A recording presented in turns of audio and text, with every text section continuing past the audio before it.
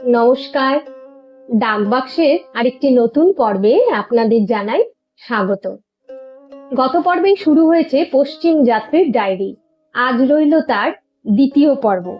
আসুন শুরু করা যাক। 25শে সেপ্টেম্বর 1924 সাল।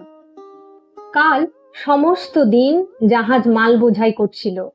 রাতে যখন ছাড়লো তখন বাতাসের আক্ষেপ কিছু শান্ত, কিন্তু তখনও মেঘগুলো দল পাকিয়ে বুক ফুলিয়ে বেড়াচ্ছে। আজ সকালে একখানা ভিজে অন্ধকারে আকাশ ঢাকা।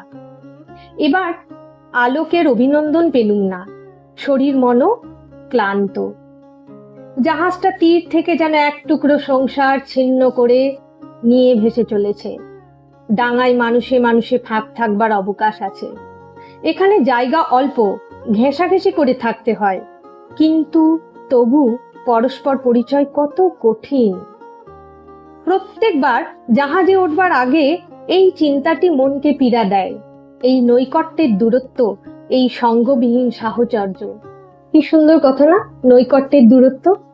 মানুষ যখন নিকট থেকেও মনের দূরত্বের অনুভব করে, তখনই বোধহয় নৈকট্যের দূরত্ব শব্দটি সঠিক প্রয়োগ হয়। আদিম অবস্থায় মানুষ যে বাসা বাঁধে তার দেওয়াল পাতলা, তার ছিটে বেড়ায় যথেষ্ট ফাঁক, ঝাপটা ঠেলে ঘরে ঢোকা সহজ। কালক্রমে বাসা বাঁধবার নৈপুণ্য তার যতই বেড়ে ওঠে, ততই ইট কাঠ লোহা পাথরের ঘরের দেওয়াল পাকা হয়ে ওঠে, দরজা হয় মজবুত। তার মধ্যে অভ্যেসগুলো হয়ে যায় পাঁচিলে ঘেরা। খাওয়া পড়া শোয়া বসা সবকিছুর জন্যই আড়ালের দরকার হয়। এই আড়ালটা সভ্যতার সর্বপ্রধান অঙ্গ। এইটাকেই রচনা ও রক্ষা করতে বিস্তর খরচ। ঘর বাহিরের মাঝখানে মানুষের সহজ চলাচলের রাস্তায় পদে পদে নিষেধ। প্রত্যেক মানুষের একটা সহজ বেড়ার দরকার, নইলে ভিড়ের টানে দশের সঙ্গে মিশে গেলে নিজের বিশেষত্বের সম্পদ ব্যর্থ হয়ে যায়। অনেকের মাঝে নিজেকে উজ্জ্বল করে তুলে ধরতে গেলে নিকটে থেকেও বাইরে একটা আস্তরণ, একটা আবরণ দরকার পড়ে। যেমন বীজের ক্ষেত্রে হয়, নিজেকে বিচ্ছিন্ন না করলে নিজেকে প্রকাশ করাই যায় না। বীজ আপনাকে প্রকাশ করবার জন্যই মাটির ভিতরে আড়াল খোঁজে। ফল আপনাকে পরিণত করবার জন্যই বাহিরের দিকে একটা খোসার পর্দা টানে। বর্বর অবস্থায় মানুষের ব্যক্তিগত বিশেষত্বের জোর থাকে না, তার কাজও থাকে কম। এই জন্যই ব্যক্তি বিশেষের গোপনীয়তা পরিবেষ্টন সৃষ্ট হয়ে ওঠে তার সভ্যতার উৎকর্ষের সঙ্গে সঙ্গে। কিন্তু এই বড় বেড়া জিনিসটার আত্মপ্রাধান্য বোধ ক্রমেই অতিমাত্রায় বাড়তে থাকে। তখন মানুষের সঙ্গে মানুষের মিলনে যে একান্ত প্রয়োজন আছে, সেটা বাধাগ্রস্ত হয়ে অনভ্যস্ত হয়ে ওঠে। সেই আতিশয্যটাই হলো বিপদ। এই মারাত্মক বিপদটা কোন অবস্থায় ঘটে? ভোগের আদর্শ অপরিমিত বেড়ে ওঠে মানুষের যখন বিস্তর উপকরণের প্রয়োজন হয়, যখন অন্যের জন্য তার সময় সম্বল খরচ করবার বেলায় বিস্তর হিসেব করা অনিবার্য হয়ে পড়ে, তখন তার জীবিকার উৎপাদন করবার জন্য প্রভূত আয়োজন চায়। তখন তার সভ্যতার বাহন বাহিনীর বিপুলতায় তার লোকালয় অতি প্রকাণ্ড হয়ে ওঠে। জনতার পরিমিত আয়তনেই মানুষের মধ্যে আত্মীয়তার ঐক্য সম্ভবপর। তাই পল্লীর অধিবাসীরা কেবল যে একত্র হয় তা নয়, তারা এক হয়। শহরের অতি বৃহৎ জনসমাবেশে আপন অতি বিস্তীর্ণ অঙ্গ প্রত্যঙ্গের মধ্যে এক আত্মীয়তার রক্তস্রোত সঞ্চারিত করবার উপযুক্ত হৃৎপিণ্ড তৈরি করে উঠতে পারে না। প্রকাণ্ড জনসংঘ কাজ চালাবারই যোগ্য, আত্মীয়তার নয়। কারখানা ঘরে হাজার লোকের মজুরি দরকার। পরিবারের মধ্যে হাজার লোকের জটলা হলে তাকে আর গৃহ বলা হয় না। যন্ত্রের মিলন যেখানে সেখানে অনেক লোক, আর অন্ত্রের মিলন যেখানে সেখানে লোক সংখ্যা কম। তাই শহর মানুষকে বাহিরের দিকে কাছে টানে, অন্তরের দিকে ফাঁক ফাঁক করে রাখে। আমরা আজন্মকাল সেই দেয়াল কোটরের ভাগে ভাগে বিভক্ত সভ্য মানুষ। হঠাৎ এসে ঠেসাঠেসি করে মিলেছি এক জাহাজে। মেলবার অভ্যেস মনের মধ্যে নেই। তীর্থে যারা দল বেঁধে রাস্তায় চলতে মিলতে, তাদের সময় লাগে না। তারা গায়ের লোক, মেলাই তাদের অভ্যেস। স্বার্থবাহু যারা মরুর মধ্য দিয়ে উঠে চড়ে চলে, তারাও মনকে নিবিড় আড়ালের বোরখা দিয়ে ঢেকে চলে না। তাদের সভ্যতা ইট পাথরে অমিলকে পাকা করে গেঁথে তোলেনি, কিন্তু স্টিমারের যাত্রী, রেলগাড়ির প্যাসেঞ্জার বাড়ি থেকে যখন বেরিয়ে আসে, তাদের দেওয়ালগুলোর সূক্ষ্ম শরীর তাদের সঙ্গে সঙ্গেই চলতে থাকে।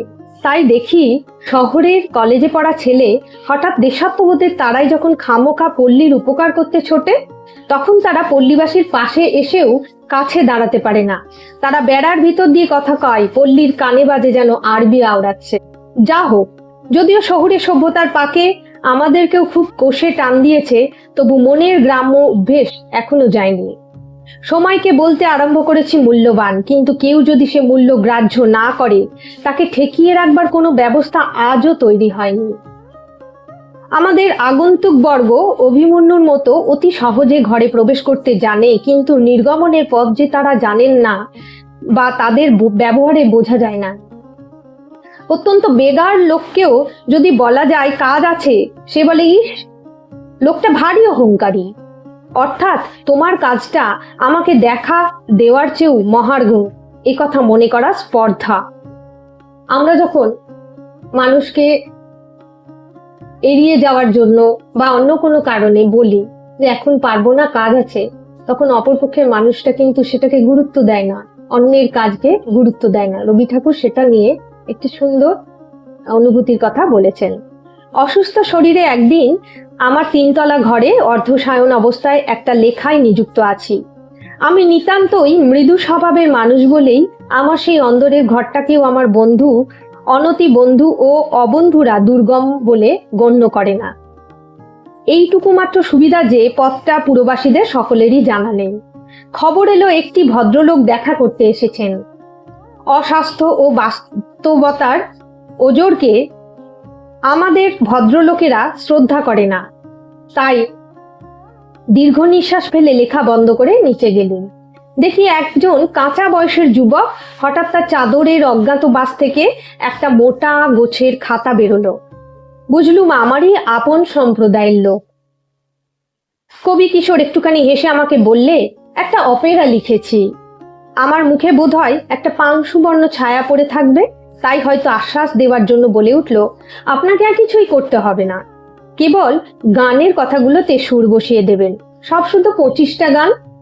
কাতর হয়ে বললুম, সময় কই? কবি বললে, আপনার কতটুকুই বা সময় লাগবে, গান পিছু বড় জোর আধ ঘন্টাই হোক। সময় সম্বন্ধে এর মনের ঔদার্য দেখে হতাশ হয়ে বললুম, আমার শরীর অসুস্থ। অপেরা রচয়িতা বললে, আপনার শরীর অসুস্থ, এর উপরে আর কি বলবো? কিন্তু যদি, বুঝলুম প্রবীণ ডাক্তারের সার্টিফিকেট আনলেও নবীন কবি বিচলিত হবেন না।